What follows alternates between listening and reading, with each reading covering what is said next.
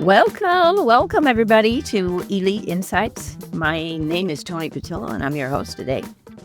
This is where wisdom meets legacy, and today's episode shines a light on a topic that literally, it's interesting. I thought about this yesterday. We're like 1 year to the month of the devastating fires that we had here in Southern California.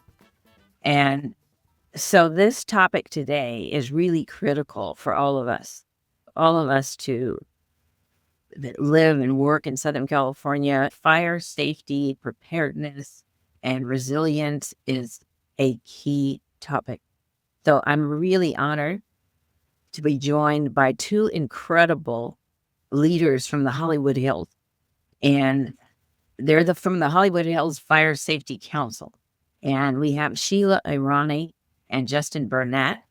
And Sheila, who is the chair and CEO, she's been a driving force between wildfire safety, education, and community readiness in higher fire hazard areas. She's deeply committed to protecting both people and property across the Hollywood Hills. And then we have Justin, who's joining us and works with her. He's the council's vice president of communications and outreach. He's a passionate advocate for collaboration between the residents, the city officials, and the fire agencies. So the safety agency that really govern all of these things that we deal with here. Together, they're helping transform on how we communicate, how we prepare, how we respond, and how we rebuild after these wildfires. Sheila and Justin, thank you so much for agreeing to come on. I was really excited as we have a relationship, a business relationship. And when you shared with me that you're CEO and chair of this council, I thought, wow, we need to have you guys on because this is a very critical topic. And it just happens to be timely that we're here to talk about this today. So thank you again for coming on, and we're really excited to have you. Thank you. Thank you. We're looking forward to sharing what we've learned. So with your audience, there's a lot that we've learned in the last year to help others home harden and prepare for the next disaster. Yeah. Speaking of that, for those who might not be familiar with what is the Hollywood Hills Fire Safety Council, what inspired you to take on this important work? I live very close to the Hollywood sign in an area called Lake Hollywood Estates. And we have been dealing with small fires for a few years, mainly driven by a lot of the visitors that we get up here. We see them in the tens of thousands, and they clog the roads that come up to the sign. And we've been trying to work with the city on disaster preparedness and creating evacuation plans and things like that. So it came to such a head that I was working with my neighboring HOA, Homeowners Association, from Hollywood Knolls Community Club. And I got together with their president and I said, let's create a fire safe council. We'll get some assistance from a group called My Safe LA and CAL FIRE. And this was back in December 2024, a month before the disaster. So it was just so amazingly timely. I don't know, some guardian angel was working behind the scenes, but we started to set up our nonprofit at that time, specifically focused on educating our residents on how we can prepare for a big fire over here, for evacuation planning, disaster preparedness, home hardening, creating defensible space. And then the fires hit in January and we were devastated. At one point, our area we were on call basically for evacuation for the Sunset Fire, which is where the Runyon Canyon. So many of the residents left, and I was on call with the fire department waiting for their evacuation notice. And I said, let me stay behind and keep things under wraps. And then I was spraying down the houses, et cetera, waiting for that notification. It never came because the fire never jumped the 101. but that's our fire break. So if it jumps the 101, we're in trouble. So waiting for that. And fortunately, the fire moved a different way. But I learned a lot from that particular experience that even I'm not prepared with my go bag, my car in the right direction, what were all my gutters cleaned, etc. Things that I said, you know what? We need to get people educated up here. We live in an area that's rather isolated relative to the rest of the city. We can't depend on fire station, our local fire departments to send, especially if we've got a ton of tourists up here. We're going to rely strictly on helicopter drops. And in a high wind, you cannot rely on those heli drops. You're going to have to prepare your property properly so that it's not an invitation for that fire to choose you or those embers to come through.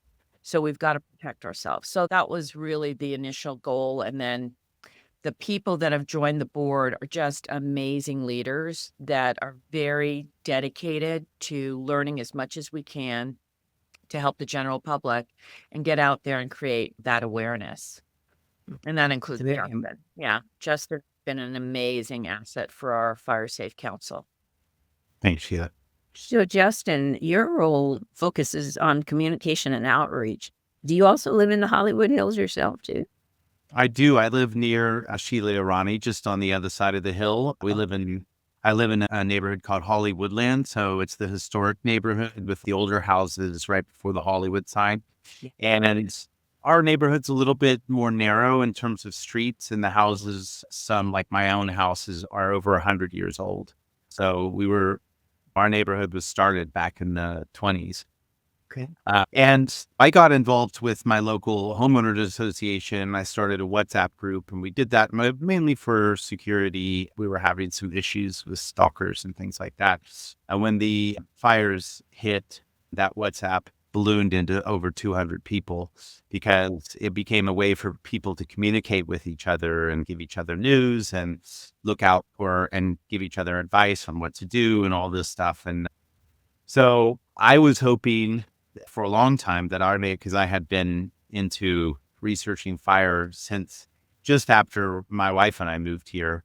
We live right on the ridgeline on Holly Ridge. And so that WhatsApp group motivated me to want to start the Fire Safe Council, and Sheila and her group had started one. I saw that they had started one just before then. So I was eager to interface our neighborhood with theirs and become a part of that. So that's what we did. So what would you say some of the biggest misconceptions are for homeowners about these wildfires and the risk and the preparedness? Yeah, what would you say the biggest misconception would be? I think people are a little too optimistic in thinking that they're prepared if they've, done a little bit of brush clearance annually. And a lot of people think that they have to do it once a year. I think for the most part, people see it as, oh, I get that notification from LAFD, so now's the time to do it. But this is an all year round activity. You've got to be diligent in cleaning the leaf litter that is on your property. I myself have 13 pine trees on my property. So I work with my gardener, and we're cleaning the pine needles all the time. We have to look under the bushes and see what's gathered there to get that out, because that's dead. So that's your primary fuel, is anything that's not hydrated. So those are the things that we have to look. And also, a lot of people think that if they have a lot of ground cover like mulch, that's protecting their soil. That's just the opposite. That's dead material, basically. So we're educating people that don't choose mulch, choose gravel.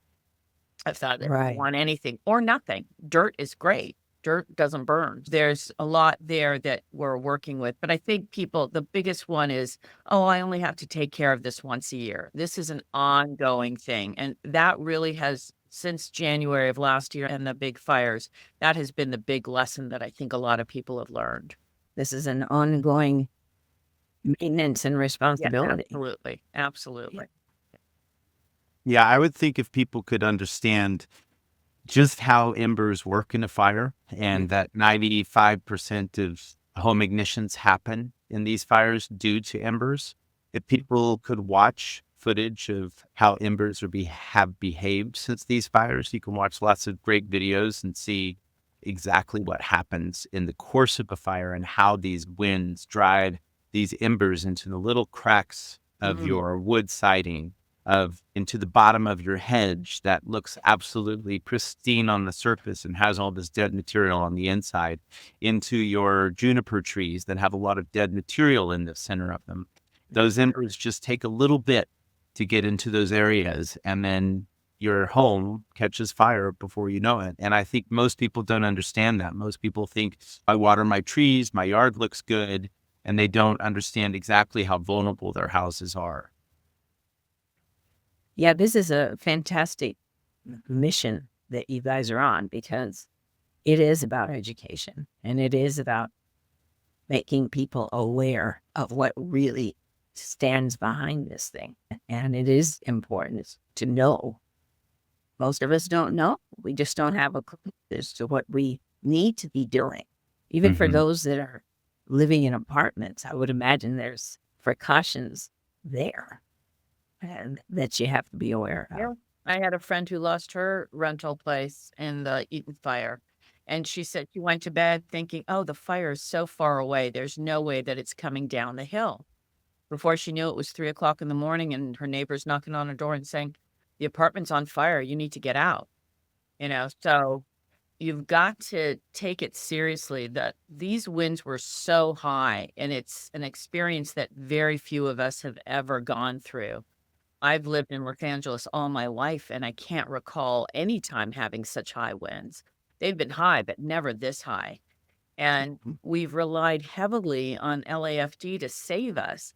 How do you put out the fires when it's thousands of homes? You've got to assist in some way by making sure your property has got fire breaks, your gutters are cleaned, you've got a Class A roof going on, your soffits are closed and not made out of flammable materials. You don't have vines growing against your home. There's a lot of things people can do that are not that expensive. And we've got that on our website, HollywoodHillsFireSafeCouncil.org, the top 10 ways to inexpensively home harden. It's really important that people start that. And I get questions all the time. Is this enough or is that enough? And people are in my neighborhood, at the very least. I made it my goal in 2026 to get rid of all the Italian cypress in my neighborhood. That is literally a matchstick. It's perfectly green. The Italian cypress are those very tall, pointy cypresses that see them in Tuscany and things like that, but they're all over like Mount Olympus area and this area. And if you just open it up, you'll see the amount of leaf litter just from top to bottom, and on the ground, which you don't see, like a foot worth of dead leaves there. So far this year, we've had 10 of these Italian cypress removed in my area, just based on the fact that we did this wildfire prep fair last June. And then we did another seminar in November where we showcased a video of an Italian cypress that went up in flames and impacted 4 homes around it. So it's something, and it's not all that expensive. And we have a relationship with a landscaper that you can do it for $300. So it's probably one of the best things you could do is getting those off your property. Yeah. Just removing the tree altogether. Yeah. Slow growing tree. And unfortunately, it's not something that you prune regularly or do anything. It's an inappropriate tree to have in a very high fire severity hazard zone. It's not there. Your sycamores and your pines and things, you can do things to save them and prune them, shorten them, clean the leaf litter, and retain those trees. And I would never want to denude our hillsides, but we have to make some smart choices. Yeah.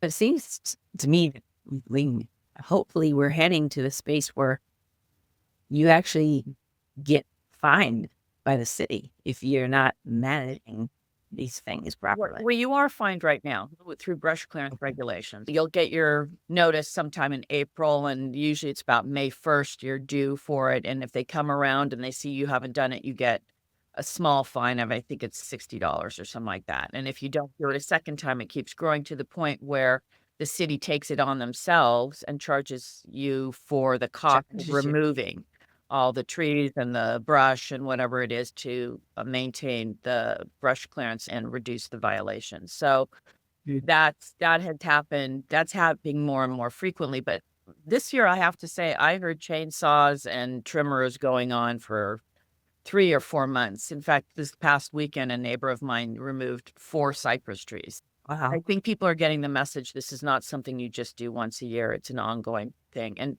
after Mhm. these rains, I don't know if you've come into the Hollywood Hills, but our grasses are really it's green, it's verdant, it's beautiful, but all I can think of is come July, we've got a lot of grasses to remove in the hills then. It's probably gonna be 3 Mhm. or 4 feet high. Yeah, we've had a lot of wet years. These past years have really been very wet in terms of rain. Yeah. And it's really great news because the state gets out of drought and everything. But it also means that we have a lot more vegetation now that needs to be cleared back.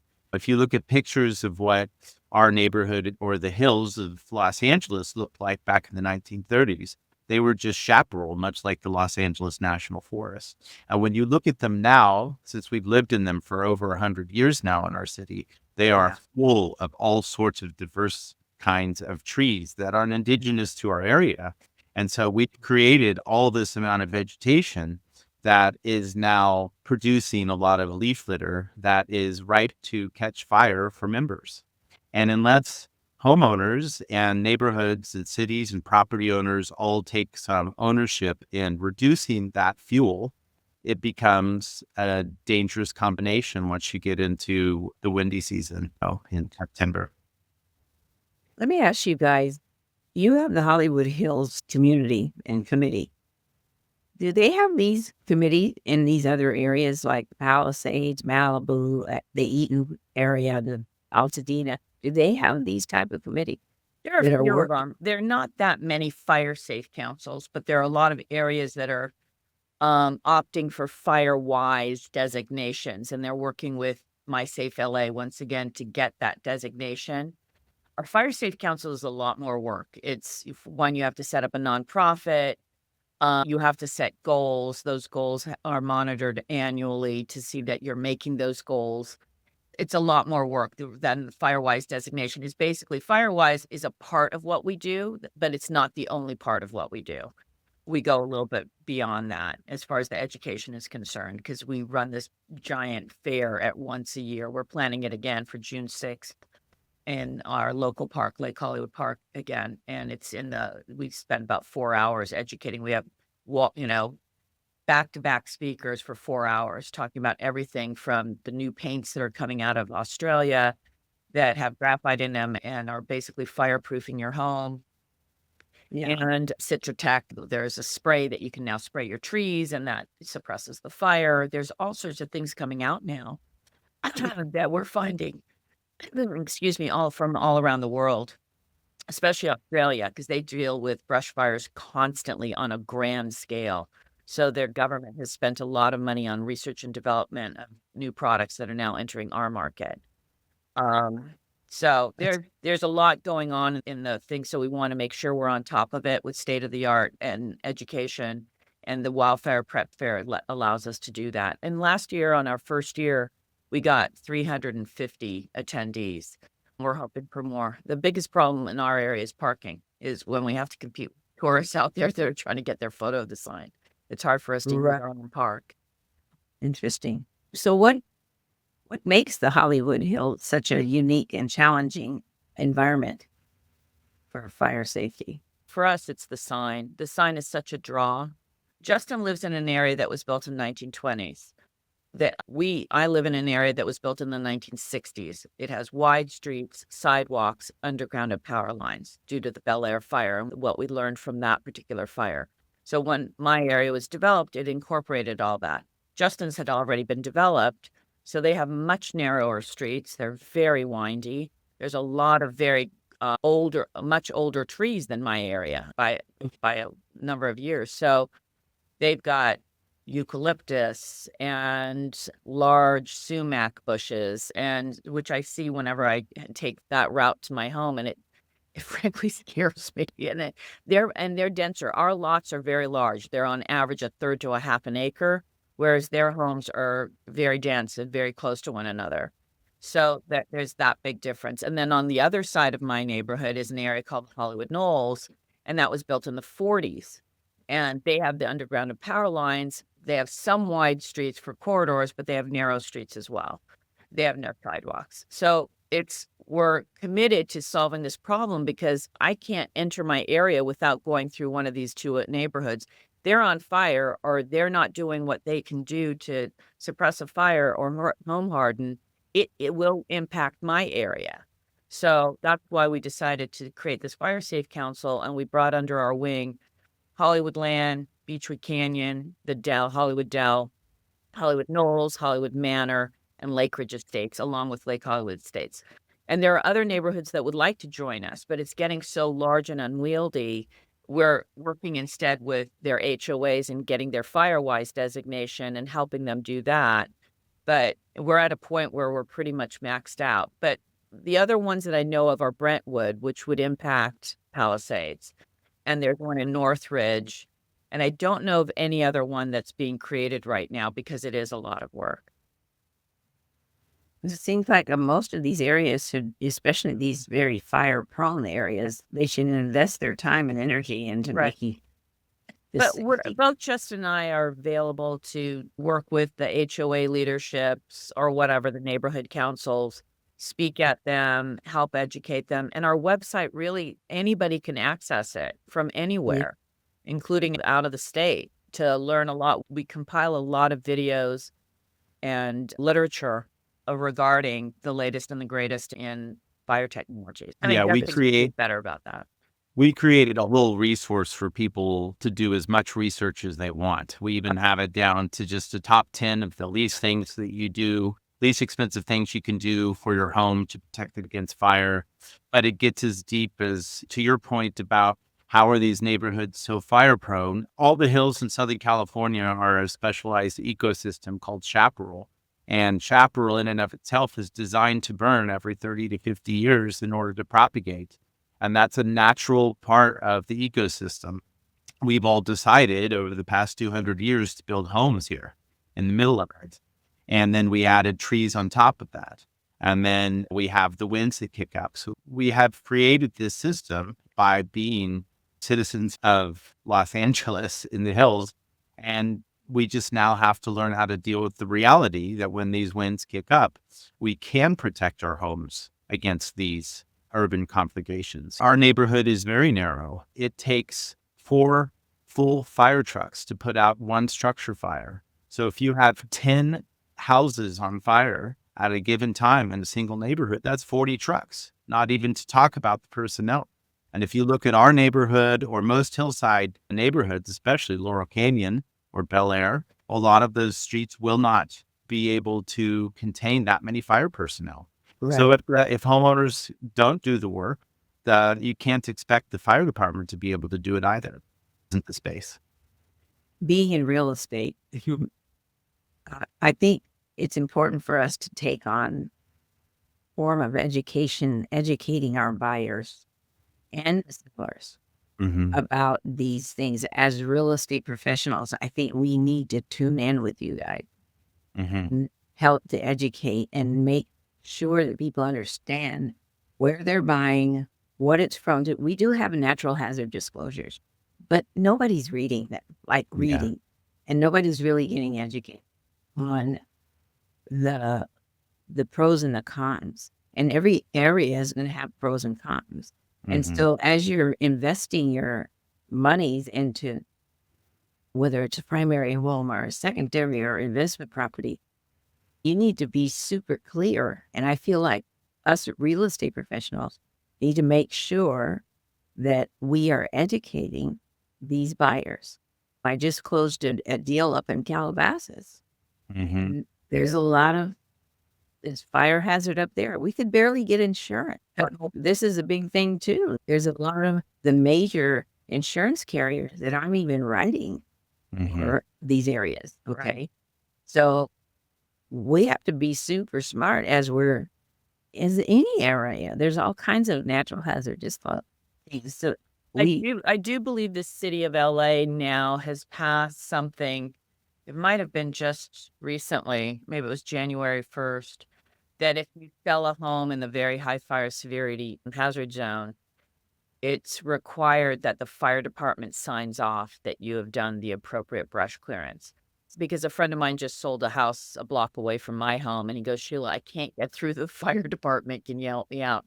I need to get signed off, and we're in escrow, and we need to close soon. I made a call to the brush inspection group, and I said, what's going on? Is there a backlog?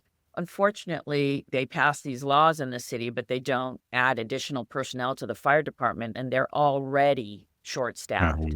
They're Right. by like 400 firefighters because they did during COVID, they shut down the classes, so they weren't hiring enough, and then they had massive retirement this year. So it's been a struggle to keep up with the staffing in the fire department. And there are a couple issues socially that unfortunately have taken their attention away from brush clearance, et cetera. And that's the homeless problem. They have a lot of their fires that they put out are initiated by homeless or criminal activity, and that takes away time from doing other things within the community. There's a lot of things have got to change within the city of LA. And in all honesty, it's like when I started all this, I was so consumed with being prepared for an earthquake that I Yeah. never even thought for a second I need to worry about a fire. I'm like just less than a mile away from 2 fire stations. It just didn't seem like it should be. So a lot of us now have to have the mindset, you got to be prepared for both. There's Yes. two things you got to. Oh, wow. Yeah. I like your idea, though, of Tony, of having real estate agents be on the front line for education, because I think that's a really great idea. Like, whenever anybody looks at buying in an area, I know that there is a law requiring the whole disclosure of what type of area you're in and what the dangers of living in that area are. And there's no reason why people shouldn't be educating themselves on fire now. And for the most part, insurance companies are going to make that happen. They're not going to continue to underwrite areas where residents are not going to take responsibility for their own homes. Yeah. So that's going to happen no matter what. As far as we're working with the city right now to try to organize the fire safe councils together so that we can rely on each other to compare notes, to see how we can get residents engaged, to see how what's working best in terms of home hardening. Do they have other ideas? And I think if we do that, I think we're bringing real estate agents into that fold as well is a great idea, because these are the ways that we can educate the public. And we can do all this just through the city without the city having to do much investment of time or anything, because the fire safe councils are the ones doing the work now. We are the ones who care about our neighborhood, who want our neighborhood to be resilient against fire. So we're poised both in volunteer time and knowledge to be able to lead the way and help be a resource to anybody who needs it. Yeah, I'm going to look deeper into how we can be more engaged with you guys. It's important, especially, but this is not just about selling real estate and making a commission. Now we're talking about livelihood, we're talking safety, and we're talking about preventative measures that we really should. We all have to wake up. These times that we're in right now, everything is changing. We have to suit up, boot up, and change with it, and be prepared for whatever the change is. We don't necessarily have to agree with it, but we have to be knowledgeable about it and be responsive about it. Agreed. Yeah. So Sheila, you spent several years working closely with the local officials and fire departments and the residents. What have been some of the most important lessons learned about building fire safety in these communities? What would you say your most important lesson? That's a good question. There seems to be just when we do these prep fairs and we do our seminars and things, it seems like we see a lot of the same people. It doesn't seem like it's hit. I mean, it's definitely growing, but the speed at which it's growing, I'm a little worried that not enough people are embracing the fact that they don't have all the tools at their disposal that they could, and they're not even that expensive, but it does require time and it requires a commitment. I'm happy to see that people have adopted some new behaviors, I think, since the fires, and getting a little bit of the education like we gave them in our prep fair and our seminars. But it's going to take a lot to get even 50% of my neighborhood to be on board with trimming back their trees to the point where nothing's touching their roofs, or all the things are cleaning their gutters on a regular basis. So, I'm literally having to knock on doors, and that takes a real big commitment from the leadership of these fire safe councils. And it's all voluntary. It's not like anybody's paying us or we've got grants funding any of this activity. We're literally taking the time out of our lives to make sure that people are getting this education. So it'd be great if something was out there to promote it, to promote these fire safe councils and help us get people actively engaged with us. Yeah. Mm-hmm. Yeah, this is speaking more to what I'm realizing, that we as real estate professionals have a major role we need to be playing in this thing. And for those that we're selling homes, let's say we list properties, we need to have a real come to Jesus conversation with the seller. Right. Mm-hmm. About what we're dealing with and how we can be better prepared, how they can be better prepared. My head is going in different places, but I'm thinking about seniors. Sheila, we have talked that day about the fact there's a lot of seniors in East Hollywood. Right. And some of them are by themselves, and really it's tough. To get to know your neighbors. You have to get to know your neighborhood. It's essential. I think Justin, his neighborhood and my neighborhood is the same. We have a lot of seniors who bought in the early 60s into their homes. This is where they plan on dying. This is where they're going to stay. This is where they raise their family. But they don't have the cash to do the kinds of things that they need to do for brush clearance. But they're real estate rich. They own a nice piece of property that's worth a lot, but they haven't capitalized on that because they haven't sold it. They haven't hold on to it. So what can we do for people like that? And to a degree, we need to work with the city elders, the city council, to see if we can create some kind of pot of money where low-income residents could draw from to do their brush clearance. Yeah. What we're doing in my neighborhood is creating a relationship with a landscaper who will give us a volume discount so that I can say, hey, on such and such a date, this person will be in my neighborhood. He's ready to cut palm trees for only $90 and cypress trees for only $300, but you got to sign up so we can get you in on that week. So that's what we're planning on doing in my particular neighborhood. And if it works, other people can use it and find another landscaper that they're willing to. I can't imagine anybody would reject that concept of, getting a discount and on the other side, getting more business. Yeah, that's key. Justin, so communication is everything during these emergencies. It is. How do you and the council keep these residents informed? You mentioned what's the WhatsApp group earlier. What are some of the other ways of keeping them informed and engaged before, during, and after either an earthquake or a fire? All these are good questions. The WhatsApp group has proven to me to be effective for us because we can get a lot of residents onto it. There's a lot of discussion. We've had our growing pains when we were about 80 people. It was the most effective tool because everybody who was on there wanted to be on there. And then as it grew to be over 200, it can largely turn into a Nextdoor or an app like that where you have people talking. So communication at mass is complicated.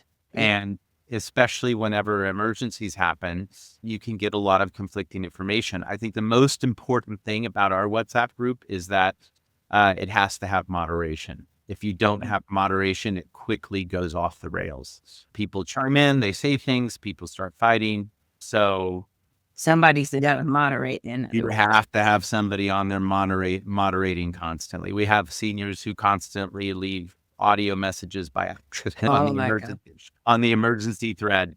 So it's managing and knowing people in your neighborhood and trying to keep the noise down enough so that people pay attention when it's important, and also keep people interested enough by providing exact information. And non-emotional information is the most important thing. That's so funny you said that. And so moderation has been the key. Yeah, it keeps the drama out. Yeah. Let's keep the drama out. Let's stick to the facts. That's funny. This is the nature of the beast when you're dealing with people. So many of our listeners are real estate professionals and homeowners. What partnerships or resources, obviously your group, that you wish more people took advantage of? Is there any other, either your group and then there's other, but I don't think most people even really know where to. I think that's fair.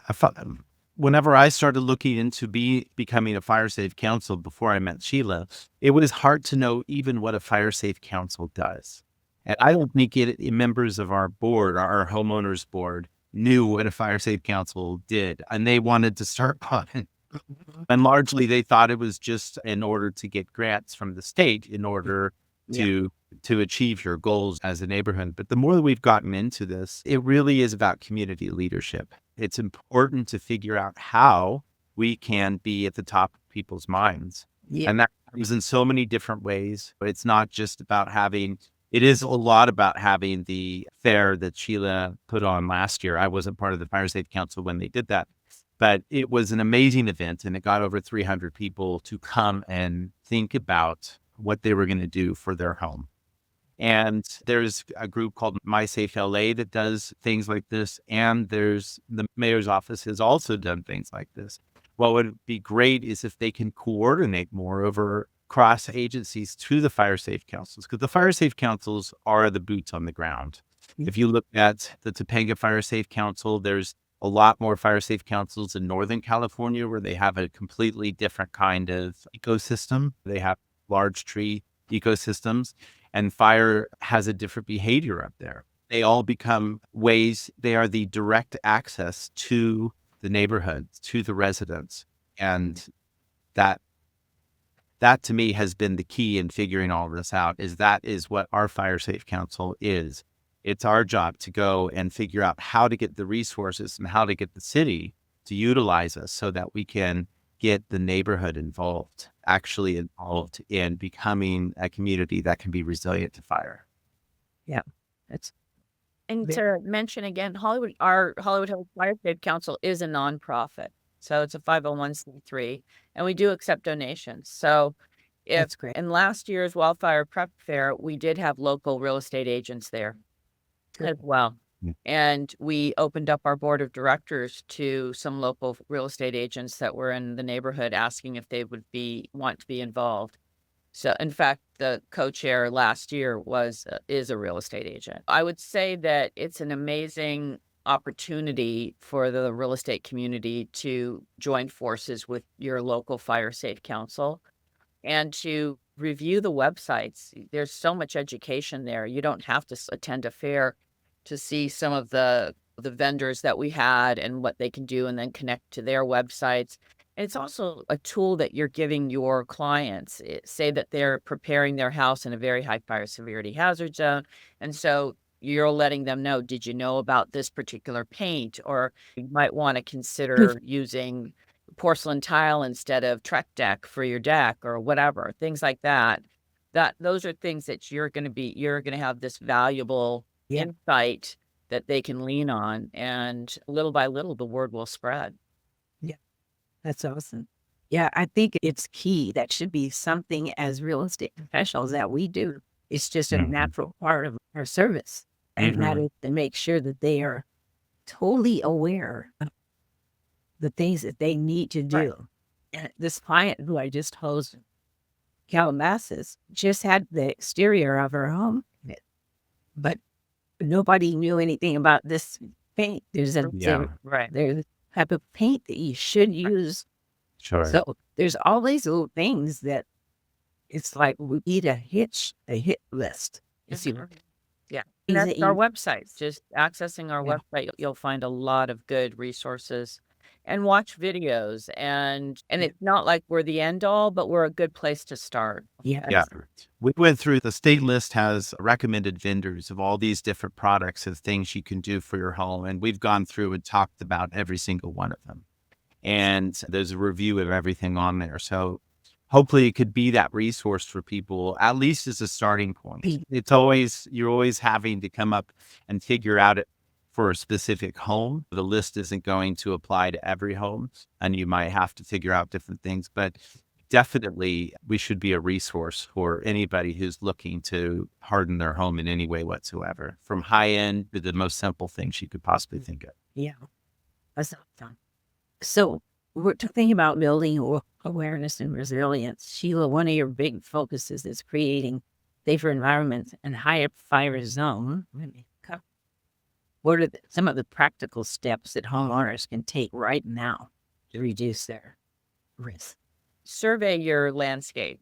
Take a look at anything that's within the 0 to 5 foot. We call it the zone 0, and see how flammable the things are that are closest to your home. Get your go bag ready. Make sure in that go bag, I used to have things that when I look back on, I thought how naive I was, stuff that I could easily replace. No, I need birth certificates. And in my case, my family's, my mother and father's birth certificates that cannot be replaced. But without those, I can never get a passport back into Iran, which is where they're from. So there are things that I started to think about. Wow, these are things I cannot do without. That's what needs to go in my go bag.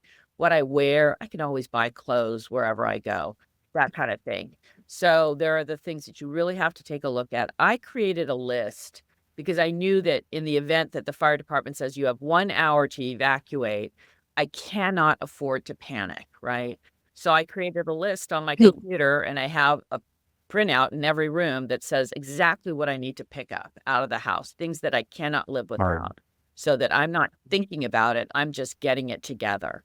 And just other things that you need to do, having basic things you should always have: fire extinguishers, smoke alarms, carbon monoxide detectors, things like that. But above and beyond that, make sure you've got a gutter guard over your gutters. It's simple, it's inexpensive, it prevents a lot of that leaf litter from sitting in there.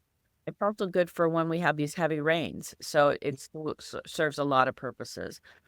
So besides the landscape and the gutter guards, take a look around and see if you can make better choices in flammability. Choose porcelain tile over a plasticized wood, or choose the patio furniture. Choose metal patio furniture over plastic patio furniture. Those are the kinds of things that you have to start thinking about to make your home fire safe. You have a pool. That's your natural reservoir. Why not get a pump it's powered by a generator and it has an attached fire hose to it? Maybe consider sprinklers on your roof. There are simple ways of putting sprinklers on your roof. But there's just a lot of things, I think. Look at your windows. Are they double paned? That's really critical. Your attic vents and your floor vents. I have a crawl space.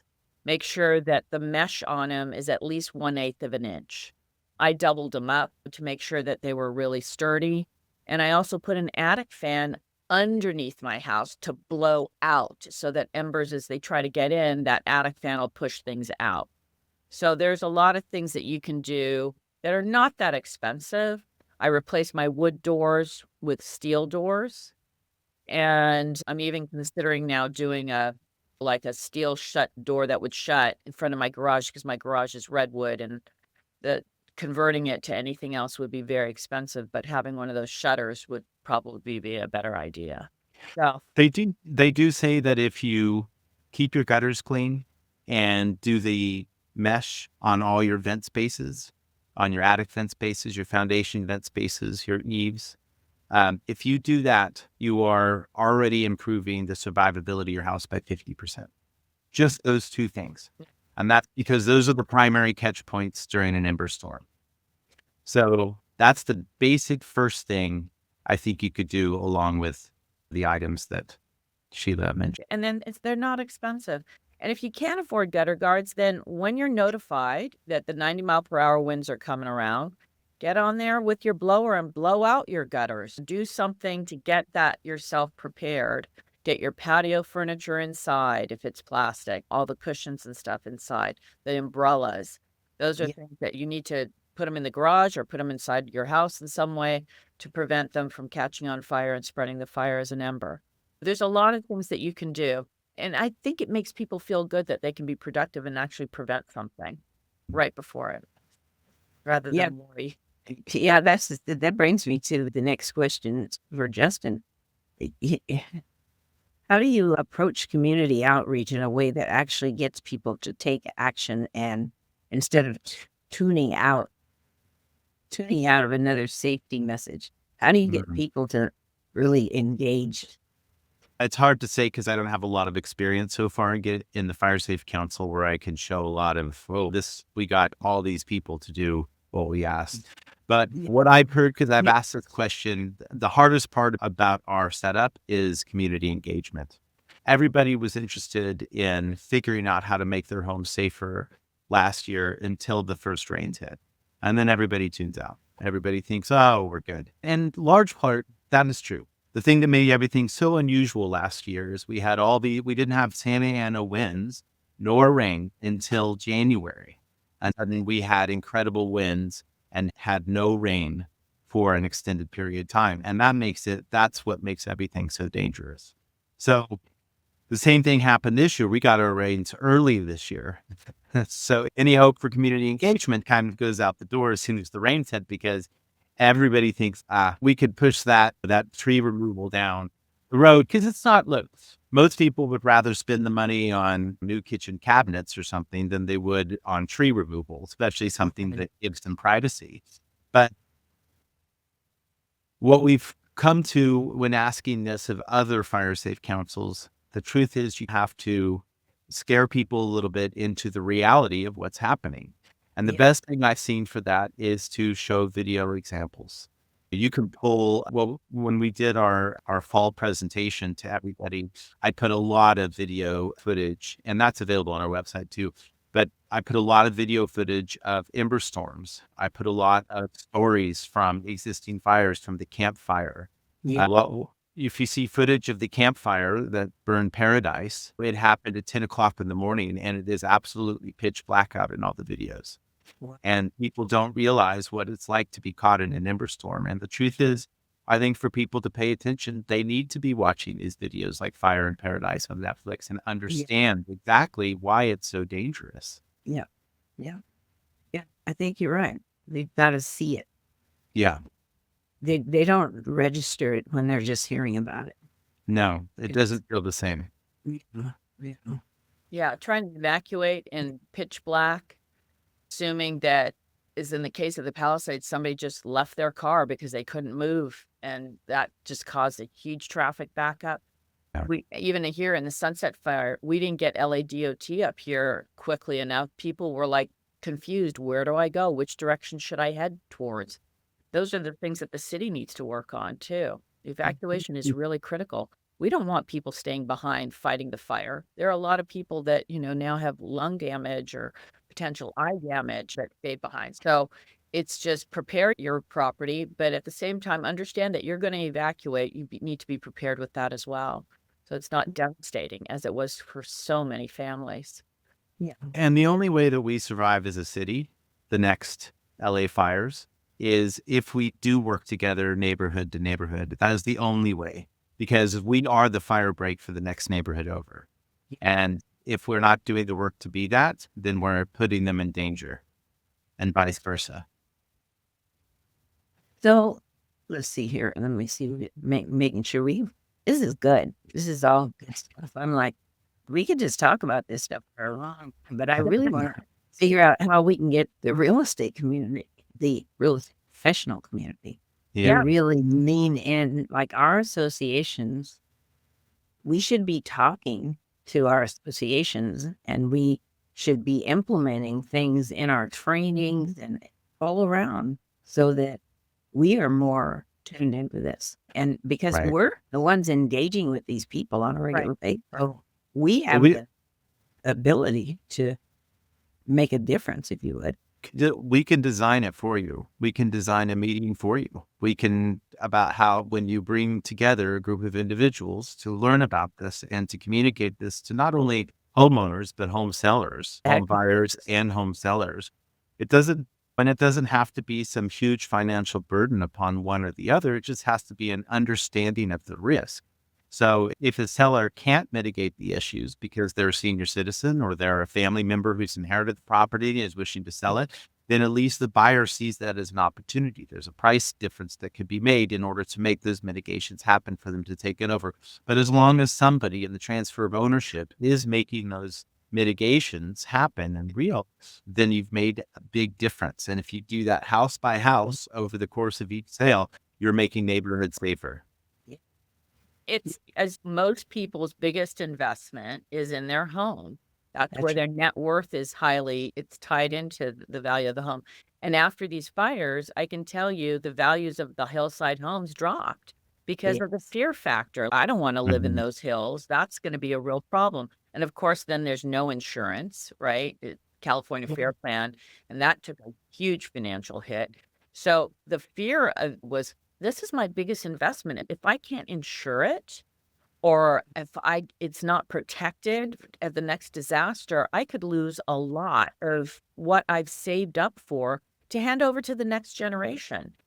So it was a lot of self-interest that motivated me as well, but it should motivate everybody. It is the motivator. This is your biggest investment. Protect it, just like you do for earthquakes or landslides.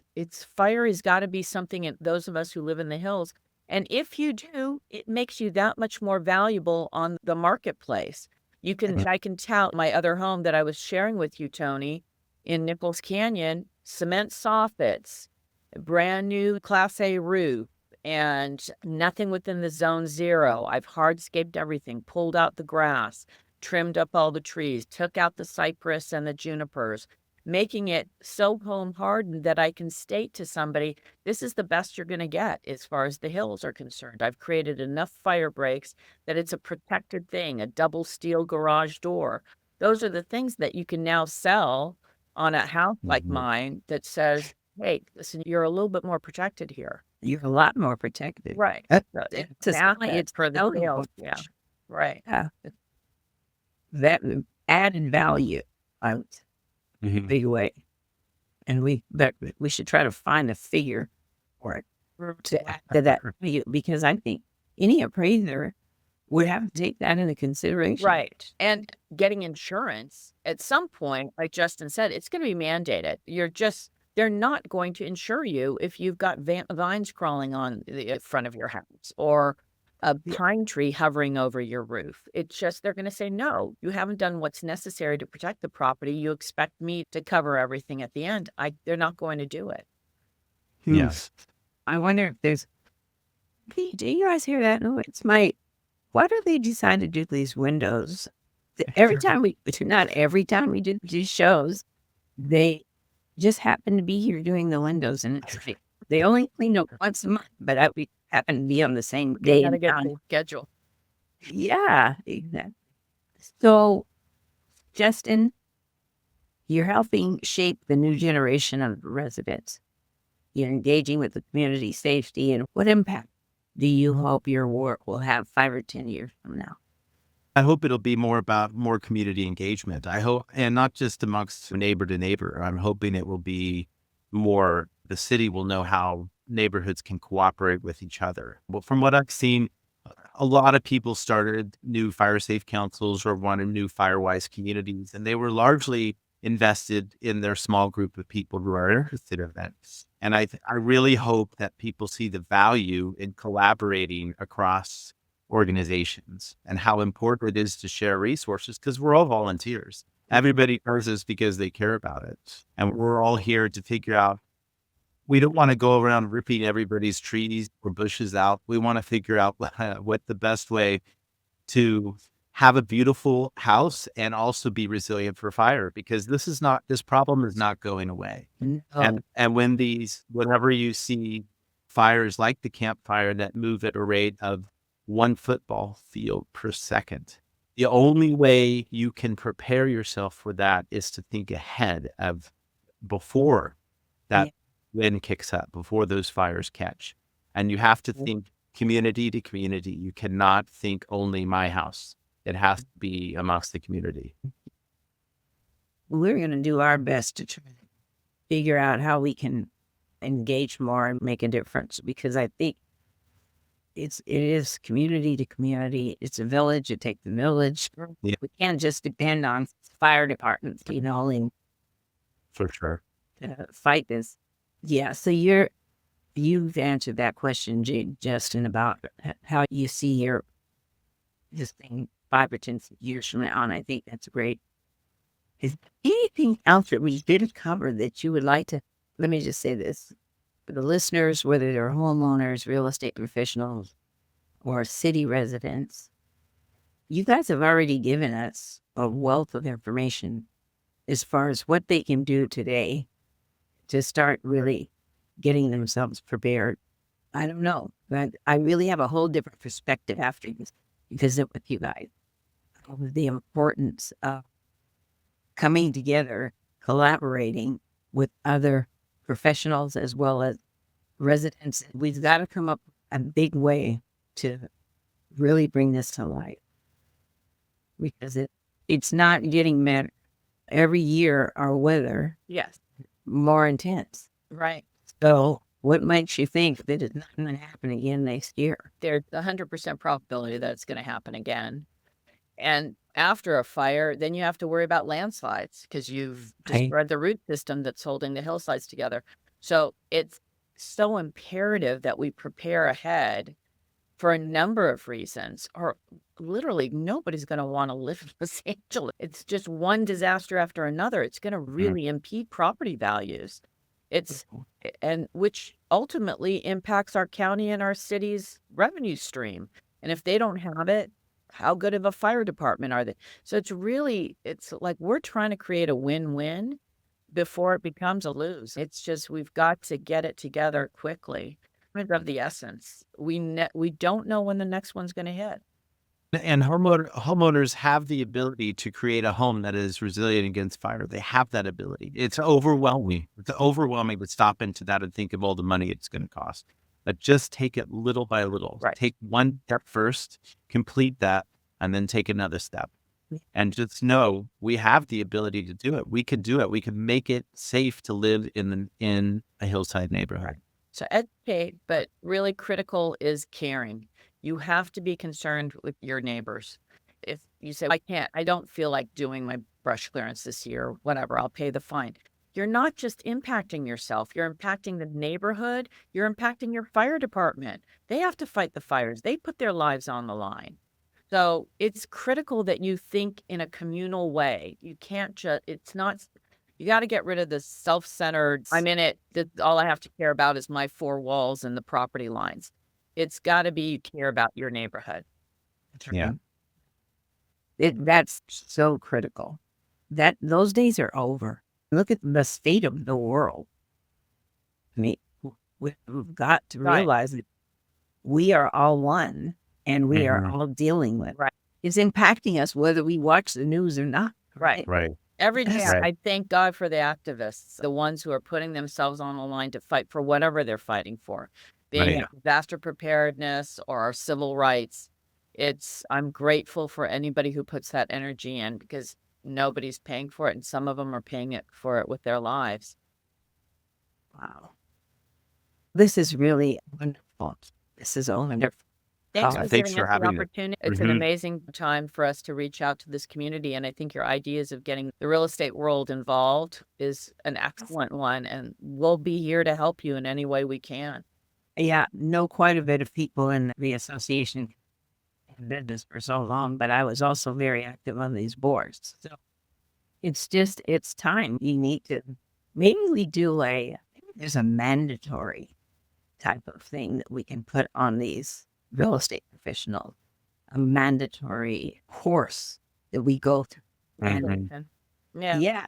an education thing, but it's a mandatory thing because The state has some of those. The state has some of these things that we could connect. We'll help connect to them that you could then connect to the real estate professional so that they can get, there's even certifications that they can get, which are very good for you, I think. it would be awesome. Yeah. and We've thought people- a lot about. Go ahead.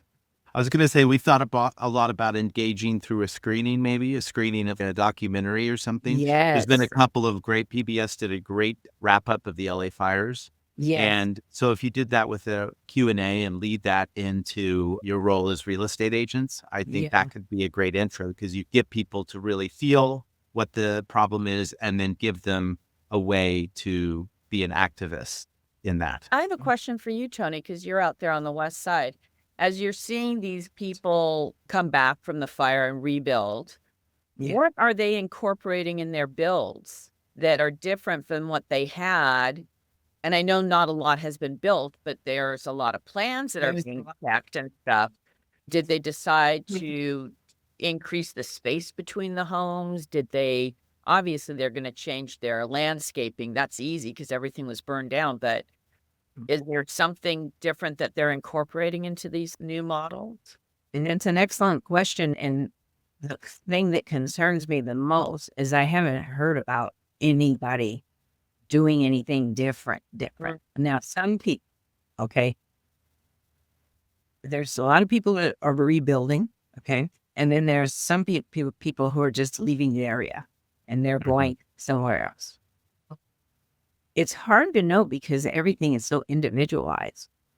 And so we don't know, like they don't have a committee or a council like what you guys have got in the Hollywood Hills there. I don't hear about that in the Palisades or Topanga. Brentwood has one. I think that it incorporates the Palisades.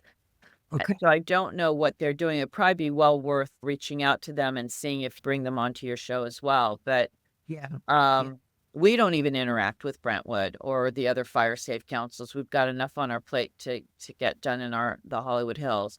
And we're a little different. We've got the Hollywood sign. Nobody else has that in their backyard. So we've got a huge tourist population to deal with. What's the name of the group in Brentwood? I think it's just Brentwood Fire Safe Council. I know that Dante mentioned the Palisades was just about to start a fire safe council when the fires hit last year. Great. Right. He had been meeting with them and they just had gotten the process started. So I wouldn't know that they would be coming back on. And they may have something that they started. We just need to tune into it. We need to find out what's happening. And what we'll do is we will take this show. And we're going to obviously have the full show, but we're going to also clip it up and really push it out there so that all platforms will start getting these bites of things that are like super critical for people to pay attention to and tune into. And then we can obviously share your website, and maybe the more we spread the word, the better. And we start looking at it from a real estate professionals engagement and get a lot more involved. Yeah, the question is, how can we enable real estate agents for this to be a feather in their cap whenever they're trying to get a client or to get a sale? Yeah. Or if you are an expert in buying and selling homes that have been hardened or to be hardened, maybe that makes you more competitive as a realtor than Redfin or people who don't have that experience. I 100% agree that we need to have a certification. Yeah. Where you go through a course and you get the education, whether that's a 2 or 3 hour course or it would be a combination of an online course and a live course. At the end of the course, you get your certification. You differentiate. It's just like with the AI. I got AI certified like 4 years ago, and now everybody's finally realizing that this is here to stay, whether we like it or not. It's here. And so we either get with it or you get out. And it just makes it for a more responsible community for us really, if we're going to see these changes, because what we went through a year ago was just horrific. Yeah. And it affected everybody, even people that weren't impacted by the fires per se. It is still affected everybody. How many people lost their jobs? I know. The gardeners, the pool, whatever. All those people. And I don't know about you. It made me look at myself as a citizen in LA and just realize the city can't be here for everybody. That's if that Sunset Fire had taken hold, we might have lost all that. I can guarantee you, at least in Hollywood land, we probably would have lost every single house on my side because of the amount of vegetation there is in this area. So just imagine if that would have gone on, what LA would look like, right? With only flat areas and no coastal residences. That's a scary LA. So we have to take responsibility and do something for ourselves. That's right. That's right. I am just thrilled, and I'm so glad that we were able to really lean in and talk about this at a deep level. Yeah. And like I said, I need to talk to a few of my colleagues that are movers and shakers in our industry and see if we can. It's an excellent first step. Even if all you did was go to our website and grab that top 10 least expensive things to do, edited them out and handed them to your client, or take it into your call with a potential client and show them, I'm looking around at your house. We could do a lot of things that would cost basically a couple $1,000s, and you would have a hardened home that would be a lot more attractive to the buyers out there. Yeah, that's something simple that you guys could incorporate right now. And we can all put a little twist on it, and it raises the value. Exactly. You can raise the value if you You know, have these hardened right. things. People don't even know what to look for when they're buying in the hills, especially if they've come from outside the area. Are the attic vents and the floor vents screened properly? What's the material on the side of the house? Is it wood siding or things like that? So you look at it and you say, wow, there's a strong likelihood that, one, it's not going to get passed by the fire inspector, which you now have to go through. Yeah. And how easy is it going to be to get insurance? And that's another thing that just in both of our seminars, we highlighted, we had an insurance broker who actually has brought insurance from outside of the country, billions of dollars worth of underwriting into California. That was the most interesting aspect of our wildfire prep fair. People had so many questions for him, how to get better insurance, because California Fair Plan doesn't really leave a lot of coverage, especially if you have a home worth more than $3 million, which is not very difficult in LA. You're right. Now that I think about it, the last deal we had, they gave us basically none of the major farmer state. They weren't writing, but the broker ended up having to go out of state, get an insurance company that would cover this.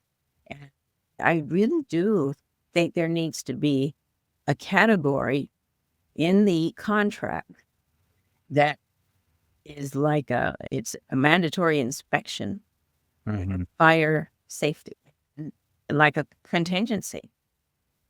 So it's almost like it would be like almost a contingency. It's added insurance into our contract. So now we have a contingency because if you can't get insurance, then you can get out of it. Can get out of it. Now I encourage my buyers, or the sellers rather, to both parties, because that contingency is there. It used to be just inspection, HOA stuff, appraisal, law. Yeah. Now they've added insurance. To do an AB 38 inspection, you do a sale. Only in very high fire severity zone. Right, but that's everywhere. That's everywhere in a hillside now. You would have to do an AB 38 inspection in order to. That's what I was telling you about. The brush inspector has to come out and sign off during ASPR. Yeah. But is that the brush inspector? Because it says you have to be documentation of a compliant defensible space inspection, a DSI. Yeah, that needs to be one of our contingency issues. Yeah, it needs to be enforced because it I'm was surprised made that into it's not. law. We had one seller in my neighborhood who I thought for sure would never pass the inspection. Somehow they closed the sale. And I thought, how did that happen?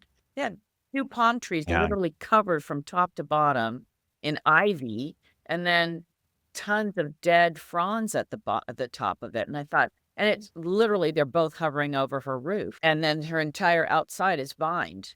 All her walls have vines growing on everything. And I thought, there's no way she's going to pass.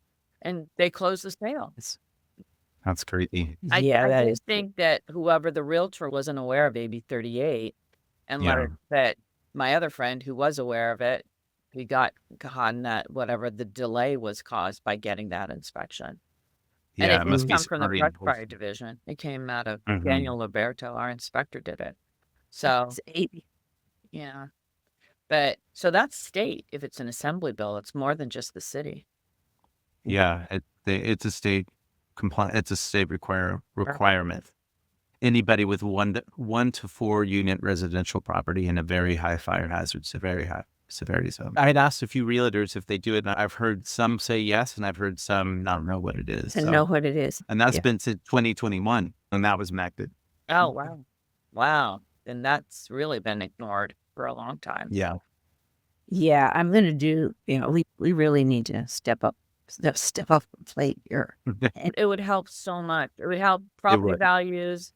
It would help the credibility of the realtors. They're not just interested in selling, but they're interested in improving a neighborhood. That's really yeah, I would key. think that would help the value of a realtor to anybody.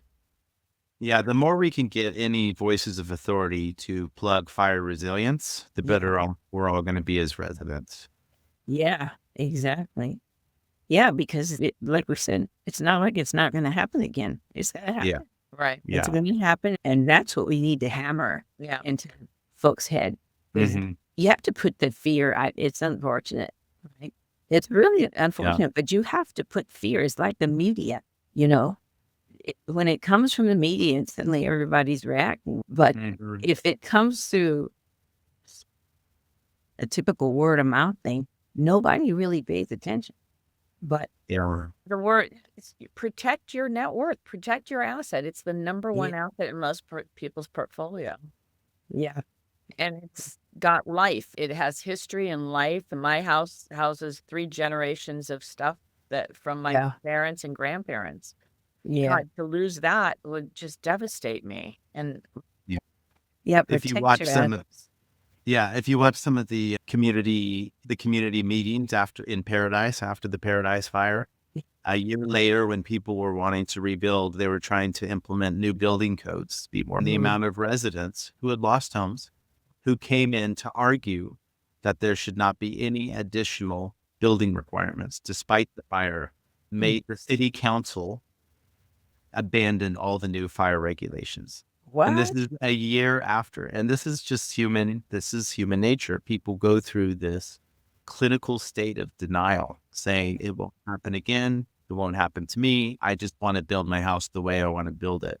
It's remarkable. It happened as well in the Woolsey fire in the Malibu community meetings. If you watch that, you see the residents do exactly the same thing. And they turn and come right back in there and put the same thing up, and they're coming in. Yeah, I know people in Malibu that have lost their property like 3 times, and they refuse to leave. They just want to come back and rebuild. But like you said, they've got to do something. right. Yeah. How about a cement house? There's nothing wrong. The one that survived, that's what it had. Metal roof, cement. Yeah. That's what's going to save you. To a degree, that should be mandatory in that area.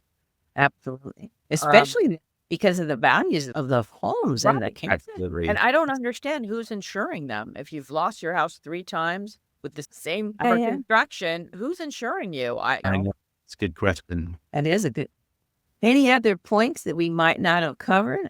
I think this has been a fantastic show. Punk this one real good. I could talk about fire forever, so I'm going to give myself. Okay, good. First of all, I want to thank you both again, and thank you to our listeners. Thank you for tuning in to Elite Insights with me, Toni Patillo, your host. This is where wisdom meets legacy, and if you live in a high fire risk area, please visit your local fires council, safety council. Take proactive steps. Stay connected, because together we can all play a real serious role in creating a safer and stronger community. So please don't take this lightly, you guys. It's very important. And these years are going by faster and faster. So before you know it, already we're at the year from when it happened. And in 2 seconds, we'll be back. And you never know when it's going to happen. That's the other thing. Thank you for everybody who's tuned in. And thank you both for all your wisdom and knowledge. Yeah. Thank you very much, Toni. Yeah. Thanks, You're welcome.